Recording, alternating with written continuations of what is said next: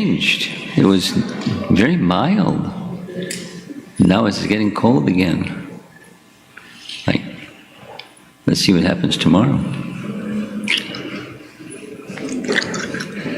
So as you heard, the topic is from Bhagavad Gita.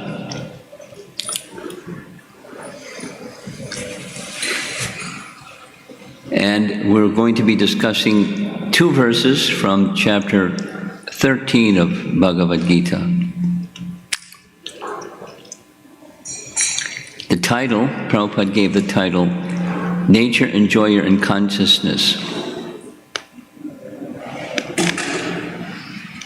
And a little background before we go into chapter 13. Chapter 13, chapter 13 is a further discussion from topics that were discussed earlier in Bhagavad Gita. So we can say it's like Sankhya Yoga Part 2, or Sankhya Yoga Graduate Study. Those of you that like reading Bhagavad Gita, you know that in chapter 2, it has two parts, Sankhya and Buddhi Yoga. Sankhya Yoga and Buddhi Yoga. We know that because in chapter 2, text 39, Krishna says, so far I've discussed Sankhya, now I'm going to discuss Buddhi. And in his purports, Srila Prabhupada more or less equates Buddhi with Bhakti.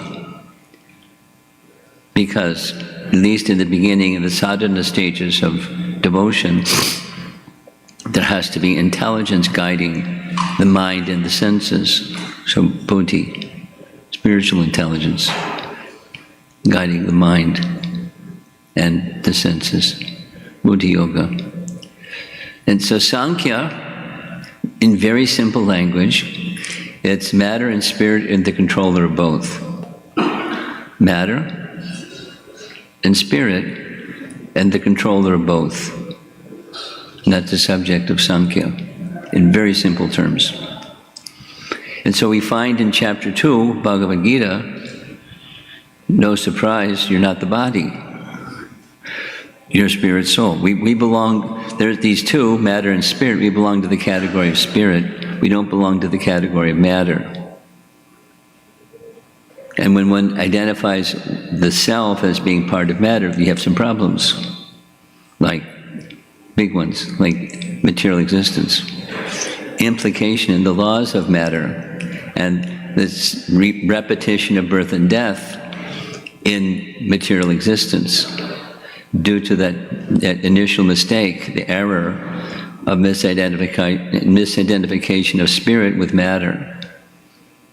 And then Buddhi is how to extricate oneself from that problem, that mistake, that misidentification.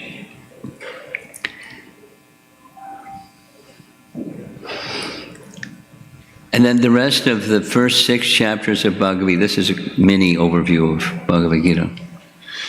The rest of the first 6 chapters, along with Sankhya Yoga and Buddhi Yoga, there's meditation, there's Jnana Yoga, Dhyan Yoga, and then finally mentioned is Bhakti Yoga.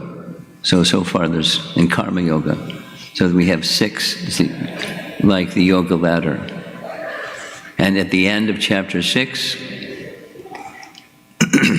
Krishna announces, of all the systems of yoga, one is the Uttama, the topmost form of all yoga. That is Bhakti. So that's the first 6 chapters of Bhagavad Gita.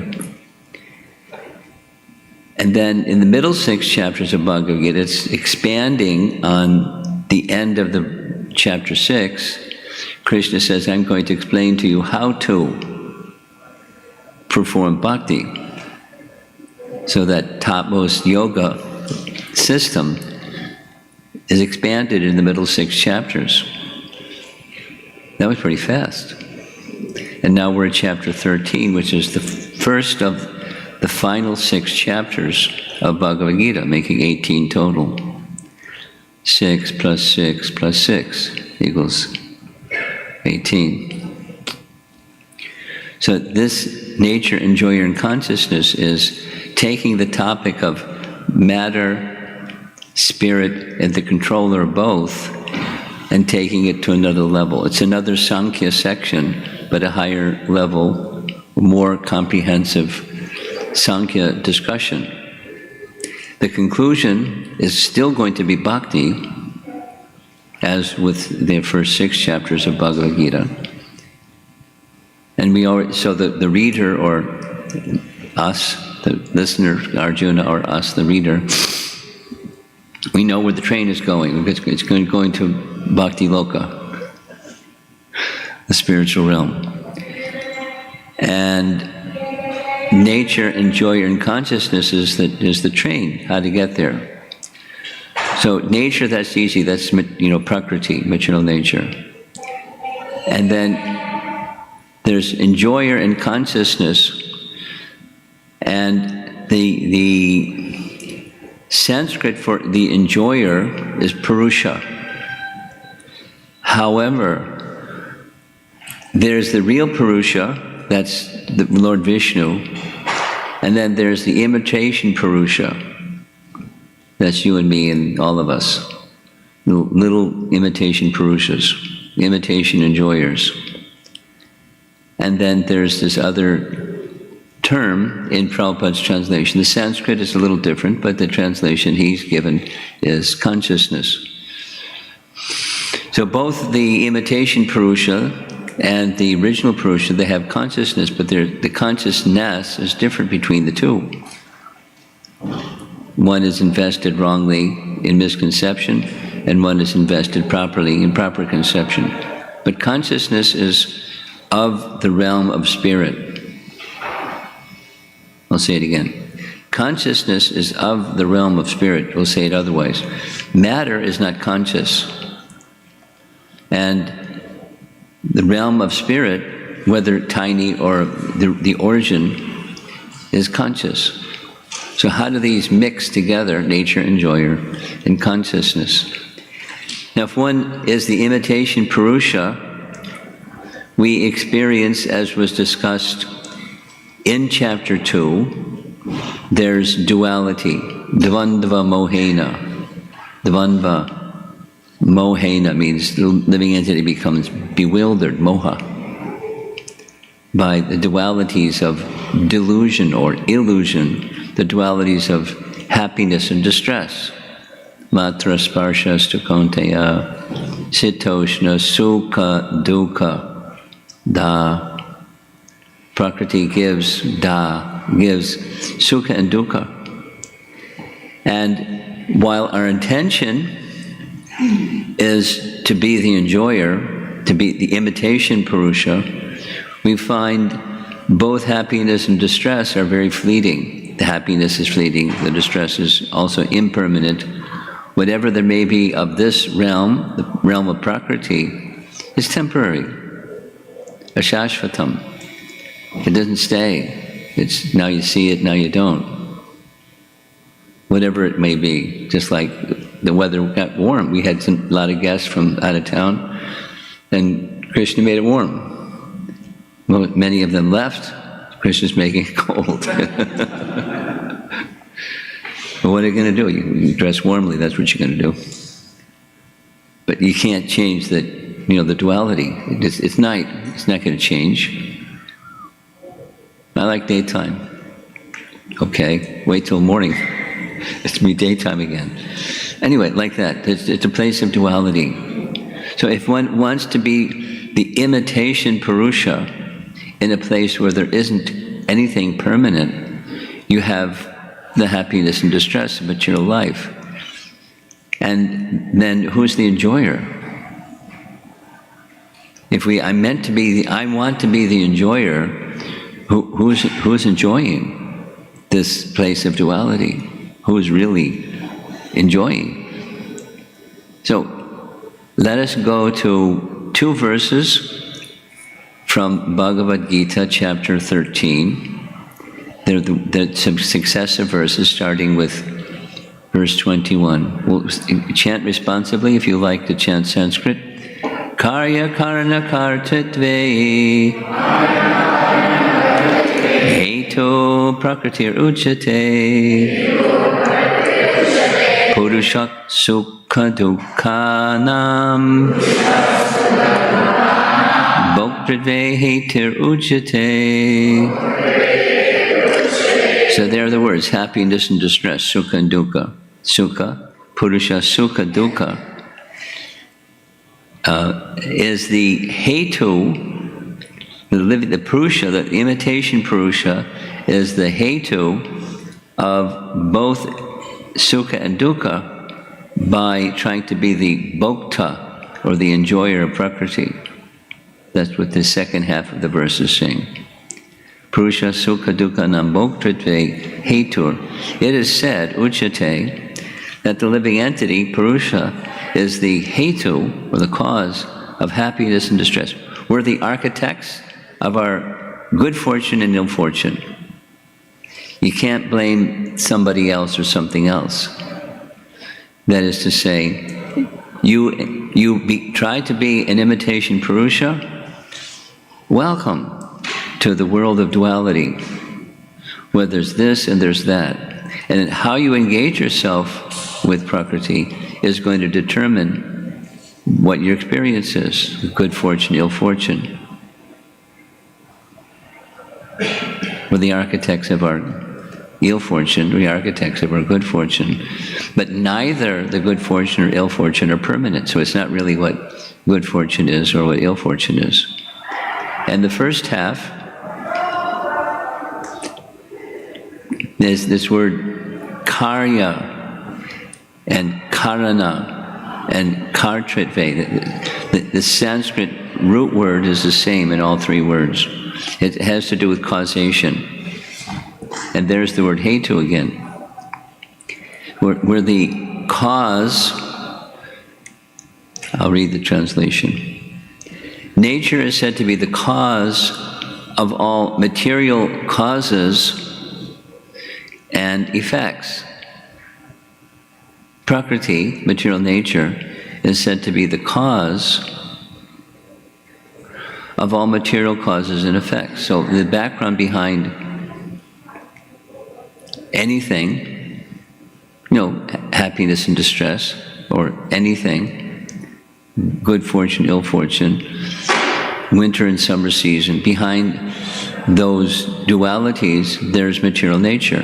Material nature is said to be the cause of those dualities, the cause and the effect of the cause.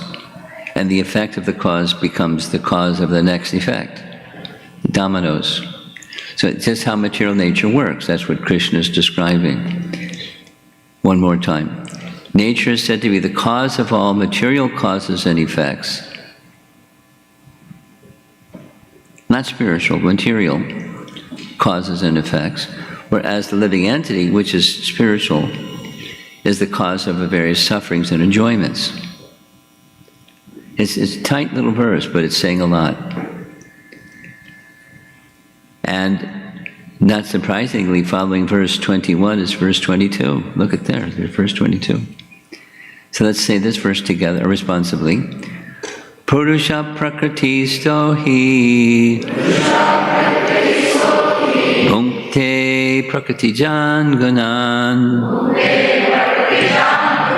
karanam guna sangosya sad asad yoni janmaso. So there we have the imitation Purusha again. Doesn't say imitation, just but by the description, it means the living entity, the jiva, who wants to be Vishnu.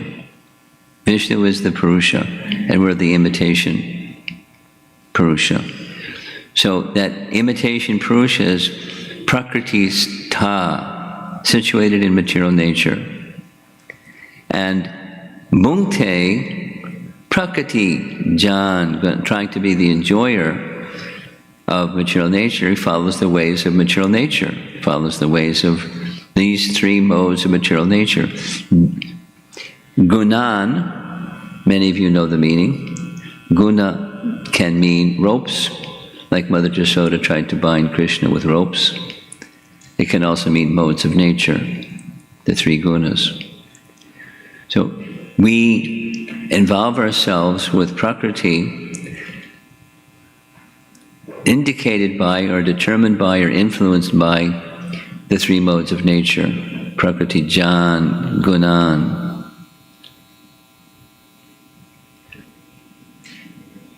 Born of the three modes of material nature, Ja, Prakriti Jan, Gunan. And then, this is due to his association, Guna Sangha, association with gunas. This is due to his association with that material nature. Material nature can just be said as the three gunas. So association with material nature means in one of the three modes or mix. And Sad Asad Yoni Janmasu. The previous verse was speaking of Sukha and Dukkha, now it's speaking of Sad and Asad. Sad Asad Yoni Janmasu. Yoni means the place of birth, like the womb of the mother is the place of birth of the child, and Prakriti is the yoni or place of birth of Sad and Asad, or the way that his Prabhupada is translated here, good and evil. You know, good fortune, ill fortune. Janmasu. So how we associate with the modes in our attempts to be the imitation Purusha instead of the real Purusha, that's going to determine the Sad or Asad. But it's not us that's creating, it's material nature is creating or generating the good and evil. So we meet, we don't create, it's something that material nature provides. So here's a little illustration. I like illustrations, it makes it easier to understand. So here's two fellows down in the stage at the bottom, and they're having a sword match, a dueling match, and the duel presumably is over the fair maiden that's in the background. Who's going to be the victor of the fair maiden in the background? And they're thinking they're going to be victor because otherwise they wouldn't be fighting. And they're thinking that they're going to be victorious, but actually it's dependent upon those two fellows that are up top, the puppeteers, because they're just puppets. And the puppeteer is pulling the strings it's going to determine whether they're going to win or lose. And that, you know, the cheese, or the object of enjoyment, is the fair maiden in the middle. And then in the drawing, you see a sun and a moon. It's a graphic meant to show good and evil.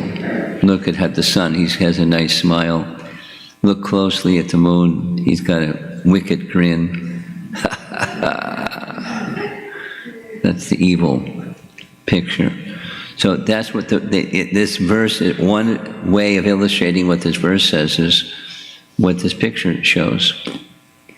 The good and evil that we experience is arranged by Prakriti. We meet with good and evil, Sadasad Yoni Janmasu. It arises from Prakriti. And how we associate with Prakriti, according to the mode of nature of Prakriti with which we associate, we're meeting good and evil. You know, the good guys and the bad guys. Every good drama has a good guy and a bad guy, and the conflict. So this principle of good versus evil is, you know, it's a story of the world. Good fortune, ill fortune, or good guys and bad guys, and cops and robbers, and, you know, the classic conflict story. But really what's going on, what Bhagavad Gita is teaching us, it's the modes of nature at work. It's another illustration to help understand what Krishna is teaching us.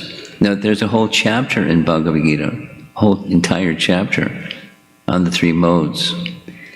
And the three modes are depicted here by faces, one that's yellow, one that's red, one that's blue, just like the mixture of these three primary colors, yellow, red, and blue, can make any color in the spectrum of colors. Or any color in the spectrum of colors is but a combination of these three. And there are people that know how to mix colors. Artists know how to mix colors, and they can make any color. Paint stores, they know how to mix colors and make any color. So you can get any color. Just mix these three modes, you know how to do it, and you get any color. And material life is also simply a mixture of these three modes. It doesn't matter. People, human beings, meaning, but in the animal kingdom and the fish kingdom and the bird kingdom and the insect kingdom and all living entities, there's the three modes of nature at work, because we're all under the influence of those three modes. So those three modes are indicated up above. There's those three ladies. They're puppeteers again. And the same three primary colors. Over on the right, that's yellow. Then in the middle, that's red. And the far left, that's blue. And down below, there's the worker with the shovel and working, and there's the supervisor. One is thinking, I'm not the worker, I'm the supervisor. The other is thinking, I want to be the supervisor, but I'm the worker. And there's a little conflict often. But neither are the controller, both are being controlled by the three modes of material nature. And those three modes of material nature, they have their controllers, those three ladies at the top, they have their controllers, the three presiding deities. Goodness, passion, and ignorance have their presiding deities.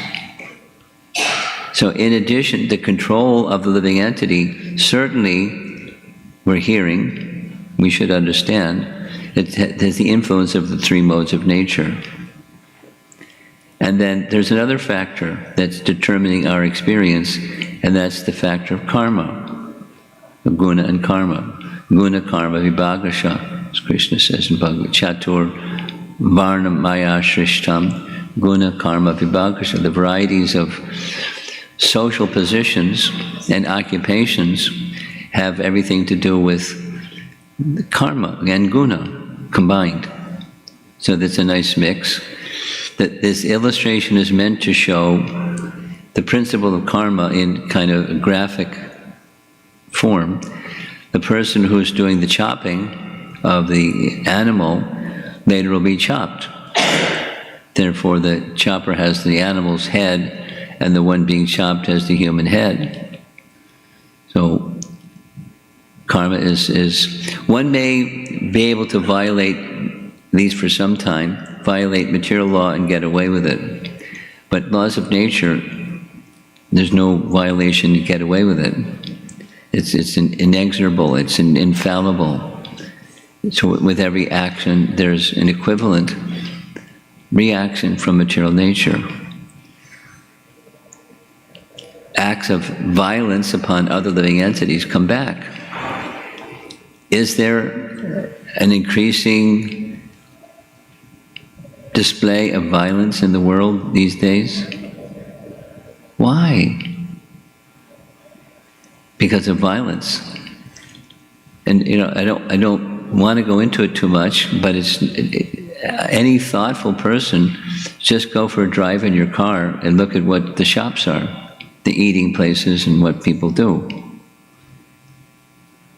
And those eating places aren't innocent. People may be mindlessly going to those places for the reason that other people are going mindlessly to those places, or they think it tastes good. But behind the taste good, it's not just whether it tastes good or not. Behind the taste good is violence. And someone is going to pay for that. There's 7 persons that pay for it. The one that's doing the butchering, he's going to pay for it. But the other people, if the person didn't buy it and raise the animal and transport the animal, etc., according to Scripture, they're all implicated. So lots of implications of the act of violence to innocent living entities. And someone's going to pay for it. You do it collectively, and a lot of someone's are going to pay for it. And it's not pretty. It's unwanted. It's and completely unnecessary.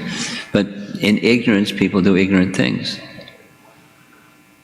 So Krishna doesn't like, he wants to dispel ignorance with transcendental knowledge. That's what Krishna wants.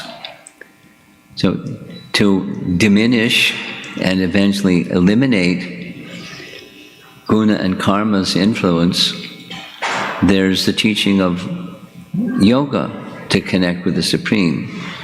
That's nature, enjoyer, and consciousness. Here's 2 illustrations. One that's showing going up. We'll start at the middle. Going up, someone is gesturing towards the urdhvam gachanti sattvasta. And the madhye, that's this fellow that wants to be the enjoyer. Like those 2 fellows who were dueling on the stage. They want to be the enjoyer of the fair maiden. So that fellow wants to be the enjoyer of his fair maiden. And someone is pointing in a different direction, go up. And go up and up and up, and eventually one can go to the spiritual realm, not just by good works, but by yoga, and ultimately by the topmost yoga, bhakti yoga. But supposing one doesn't hear that or doesn't want to hear that, and one can go down. And when goes down, it's the place of darkness, as opposed to the place of light. So either up or down, the seeming goodness realm, the heavenly realm, so it's like 3 realms. We're in the middle one. Then there's the realm above, going up to Swarga, etc. Then there's a realm going down, the hellish planets. So living entities from the human life can go up or down. And it depends on the choices we make and the guna and karma with which we associate. So here's a better fellow at the bottom. He's behaving like an animal, like a dog, a lusty dog, and so he may become a dog. Or another fellow just above him is eating and drinking indiscriminately, may become a hog. And someone above that, someone that's living a virtuous life, they may attain the heavenly planets. That's what the illustration is meant to depict. And then someone that's engaged in devotional service to Krishna may attain the spiritual realm. From actions and consciousness developed in this realm, it's going to determine your next situation. It's just the way things are. It's very simple to the principle. Develop devotional consciousness. This is this nature, enjoyer, and consciousness. You develop the consciousness of the higher realm. That's where you go. And here's the verse again. Let's see if we've assimilated the meaning of the verse. I like the verse. I like Bhagavad Gita, and I like this verse. We'll say it responsibly again. Purusha prakriti stohi Bhunkte prakriti jan gunan Karanam guna sangosya Sad asadyoni janmaso. The living entity in material nature thus enjoys the ways of life, follows the ways of life, enjoying the 3 modes of nature. This is due to his association with that material nature. Thus, he meets with good and evil among various species, not just human. No guarantee. Next life is human. No guarantee. One can go from the human form, one can go up, or one can go down, or one can stay. and depends on the mode of nature and the choices we make. Nature, enjoyer, and consciousness. So the opportunity to abundantly hear about this message was given to people of this particular age by Chaitanya Mahaprabhu, along with the teachings of devotion, particularly Bhagavad Gita and Srimad Bhagavatam, and the chanting of the holy name.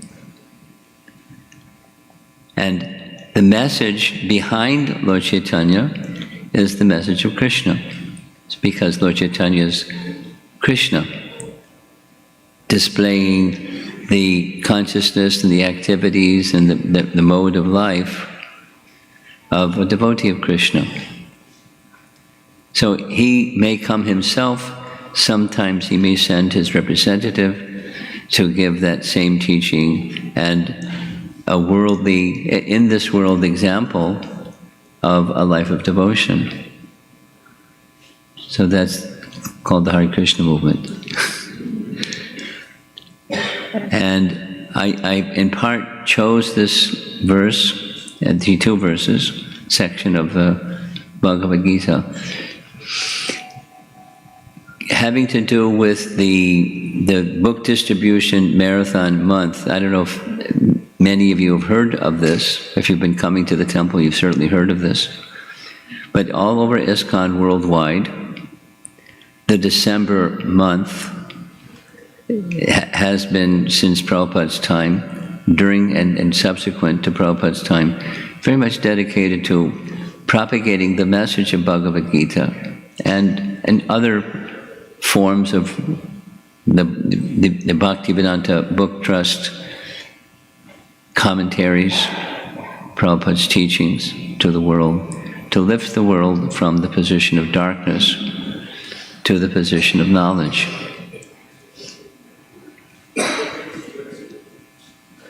So over here on the little, not a table, but it's a display, and outside the door there's Bhagavad Gitas, and someone else can do the little presentation that says the opportunities is being extended to all of us, all of you, to take part in the mission. We spent some time during the weekend speaking about Nimitta Matram, another verse from Bhagavad Gita. Bhavya Savya Sachin, become an instrument to... Krishna's asking Arjuna to become an instrument of his mission, that is, the demoniac kings should be relieved, the burden of demoniac kings on earth should be relieved. And the Kurukshetra battle was to achieve that. And he wanted Arjuna to be his instrument. Chaitanya Mahaprabhu also wanted people not to suffer in ignorance, foolishly, unnecessarily suffer, but to relieve from suffering. And the medium is the chanting of the holy name, and combine the chanting of the holy name with transcendental knowledge. So that's the gift. Eternal gift. The most precious gift. So many of you already have Bhagavad Gita in your home. If you don't, pick up a copy before you go. And if you'd like to see others receive this gift in their home, there's lots of models of how that can be done. You just sponsor the books, and the books will be arranged for someone to receive them. There's lots of devotees willing to ensure the books go to different places. In the course of this December month, I'll end with this. The course of the December month, I was in one place, one temple, and there was a lady and her team, and they were simply focusing on distribution of Bhagavad Gitas in prisons, the prison ministry. And I found it really fascinating. Besides, what are you going to do in prison if you don't have a book? People were reading the books, but it was transforming people. And, in the prison, they had set up a little altar, and they were offering the vegetarian meal that they requested of the prison people at their little altar, and chanting the holy name and reading Prabhupada's books and attending this lady's seminars on Bhagavad Gita in prison. She had like a bhakti program in prison. Very regulated life.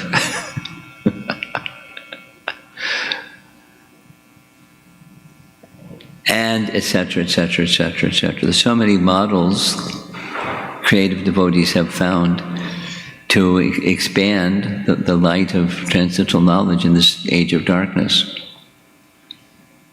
So join the party. And specifically, the calendar month ends pretty soon. It's the 29th.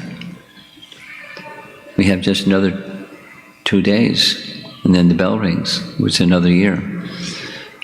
So this is an invitation to participate, one more time, participate in the will of Lord Chaitanya Mahaprabhu to give the teachings of Lord Chaitanya to the teachings of Krishna to the world. So I'm going to end with that and see if there's some discussion.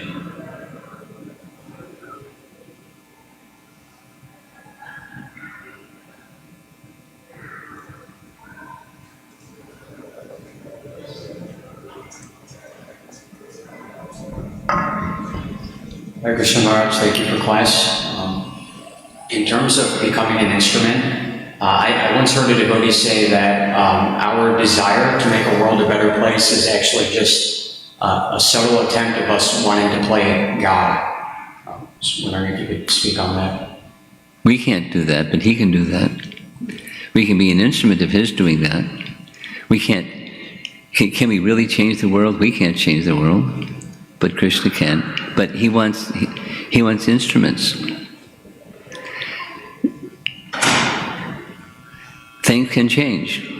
The darkness can become light, but he wants persons to carry that light. He doesn't need us, but it's the age of Kali, so he permits it, because people, it's just karma and guna, it just keeps going. At the same time, he has a desire.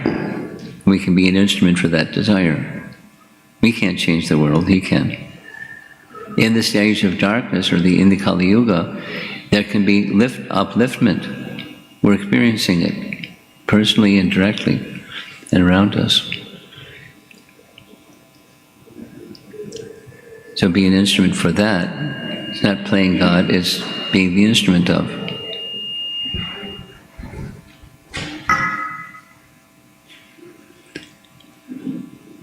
Anybody else would like to share something? Krishna, Krishna.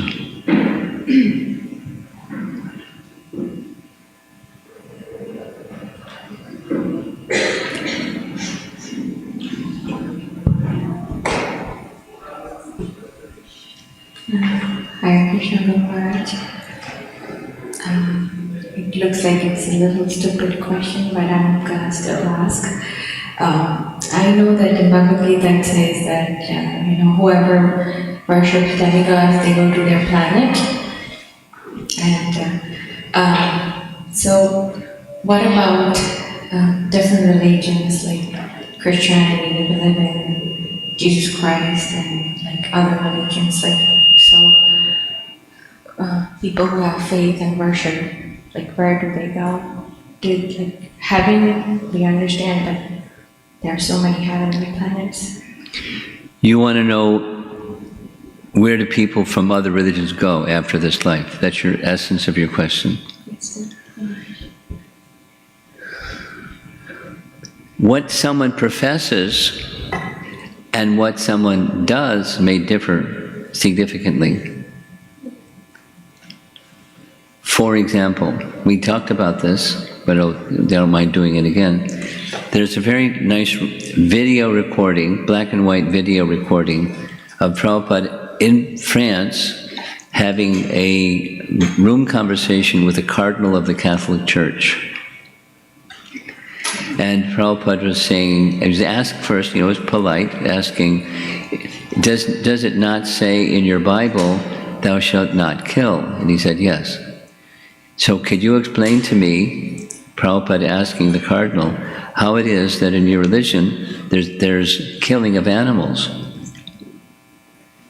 And the discussion went around and around, but one of the points that the cardinal was speaking was animals have no soul, so there's no killing. And Prabhupada's question is, where is that in the Bible? Animals have no soul. And didn't get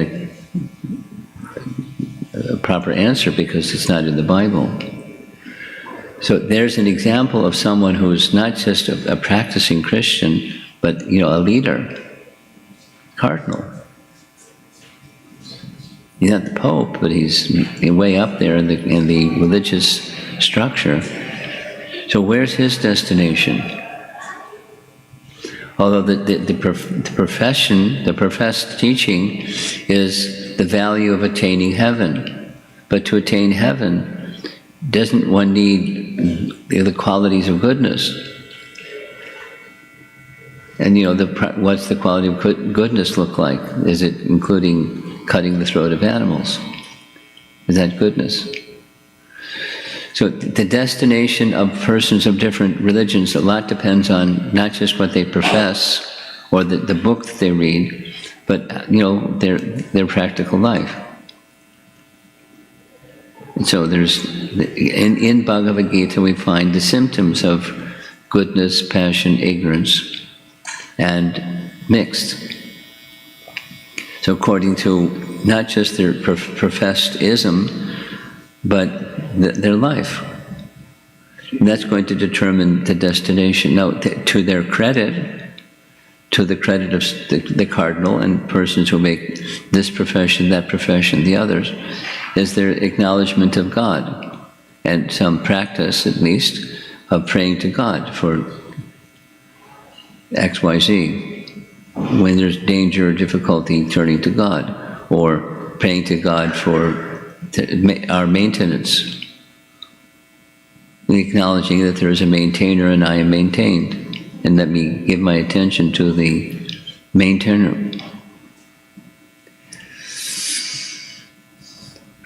So there are different destinations for different living entities, and it's not just a matter of the label that's on the outside. This ism, that ism. It's the character and quality and the place of shelter of that individual. And it's quite variegated. It's not that their destination is just to carry this label or profess this ism, and now I'm going to go to heaven. It's not quite like that. Okay? Yeah. Hare Krishna, Guru Maharaj. I have a question regarding how are we implicated when we have pest control in our house? The person comes every few months and does a little spray. What is our implication in that? What is our interpretation of? Implication. How are we implicated in those bugs dying because they hired... Bugs dying in your home? Yes, because we have hired somebody to do the pest control. Oh, you hired an exterminator. So, yes? I want to be clear what you're asking. I'm not clear. So I'm saying because of killing, like we are implied, like just like somebody... So it depends. If you're doing something in service to... Making something clean, then living entities are at risk. But what's your purpose in making things clean? Is it this, or is it that, or is it the other? So hygiene has its place. And in hygiene means, bacteria and other living entities are being extinguished, exterminated. But the soul moves on to something else. For what purpose are you doing? What the consciousness that you're carrying, what is it? Is it, it's similar to, not the same, but it's similar to Arjun's killing on the battlefield. So he was killing, he was unwilling to kill, he was being nonviolent. It's nice being nonviolent, but Krishna wanted it, so he did it because it was on behalf of Krishna. There was no karma for him, there was no sin involved, there was no reaction, there was akarma. Not only was there was no karma for him, but there was the living entities that were killed in Krishna's presence on the battlefield, they achieved liberation. So now back to your question. What about what we do in our homes? Depends on the consciousness behind it.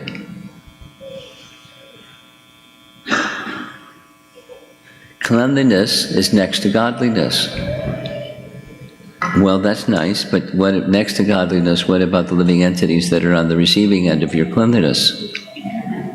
Which is what your question is, yes? So it depends on your consciousness, what the future destiny, because the soul doesn't go out of existence, the body may.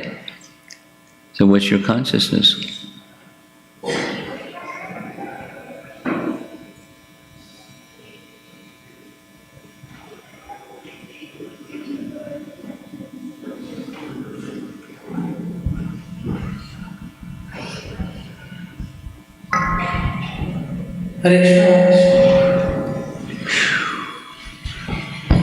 We've been having problem this weekend with our microphones.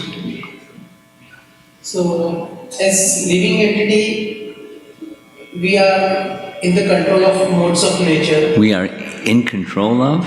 Modes of nature. They're subject to, we're not in the control of, we're under their control.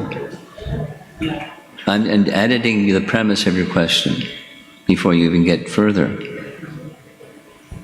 We're under the control, we're controlled by spiritual or material nature. We're controlled entities, marginal therefore. And when we closely associate with family members or... When we associate with? Family members like... Family members. Other things. And like we are seeing the pictures, like 3 modes are controlling and the other person also controlled by that, and then there is life seems like a chaos and the chaotic situations, and when the pattern comes, when we contemplate and think, so we get the clarity, okay, this was the mistake I made at that point. But when we are in the flow of doing things, then same mistakes will repeat, so it becomes very disheartening. So what would the practical steps out of? Well, you know the answer. Thank you for the question, but you know the answer. We're making so many decisions moment to moment, every moment. We're making decisions and we're taking actions according to those decisions, and there's consequences, good, bad, and mixed. Moment to moment, and it's very complicated. If you can trace out this effect is coming from that cause, you probably, have to look at a number of other strings of cause and effect to find what's the cause of this effect. It's very complicated, as you said. So the question is how to get out of the complication, but that's Bhagavad Gita. Living entity is bound by that complication, bound by the consequences of past decisions and past involvements in the modes of nature. Both are on a conscious level. We're choosing things.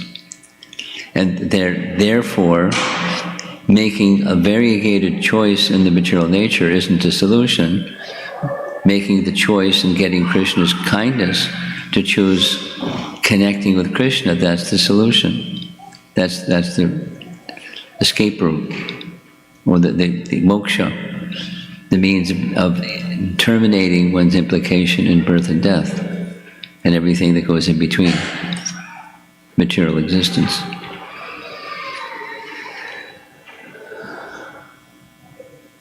Okay, looks like is someone else? Okay. Hare Krishna Maharaj. So my question is about the karma slide that you showed where the man is having a animal face, and the animal he's killing have a human face. Yeah. So it's like he kills. Pretty graphic, isn't it? Shocking. Yeah. So now, you want to say something? So it depicts that in the future he will become the animal that he gets killed Well, by. it's not just exactly a one-to-one, but one who inflicts pain and suffering on others will experience that pain and suffering themselves. And chopping the head of an animal is one of those things that's inflicting pain. So it's that plus, like this prior question, where we're making so many choices. It's not just that one choice in our life. So the next situation is a very involved series of effects coming from a variety of causes. So I'm just editing the frame of your question, if you don't mind. Okay. So now your specific question is? It's like, I thought it's like always the same. So No. do they, like in infinite loop, they just keep doing it? Or is it similarly like with humans also, like we do something to other person and they do it back? Or is it like we are in the infinite loop of karma? Okay. The wars just take the violence in the world today. It's not that the animal comes and chops you, but animal-like people are the instrument of that karma. And so one who, as the saying goes, the eye for an eye and a tooth for a tooth. So the instrument may not be the same entity that's bringing that source of the cause of your death, but the karma is, that has its source, the violence that you perpetrated by the choices that you made. And then again, it's not just the guy that's chopping. There's 7 personalities equally implicated in the karma of taking the life of an animal. The one who grows it, etc., without all the list. There's equal responsibility. But so the graphic just does what it does. It just shows there's consequence for making choices like that. And so when you experience in the world, there's abundant violence. Where's that coming from? It's coming from violence. Misuse of free will, it causes suffering. Sudden suffering. Yes? Hare Krishna, Prabhu. Haribol. So my question is how we can work on improving the reactive nature and controlling the anxiousness. Controlling the? Anxiousness. Anxiousness. Really? Well, if you act in relation to the best, there's temporary and there's permanent. Which one do you want? Oh, okay. That's yoga. You link with the Supreme, and all the problems that you just outlined that cause the anxiousness, etc., they're dissolved because there's no more material body. There's no more temporary thing to be anxious about. But it takes a while to align with that yoga principle. And there's, some tapasya in between us and that situation. So voluntarily accepting something that may be a little uncomfortable, but it's uncomfortable just means I'm not tantalizing my senses with sense object for a while. I'm withdrawing my senses from sense object for a while. That's tapa. So that I can fix my mind on something that's higher. That's yoga. Connecting with the Supreme.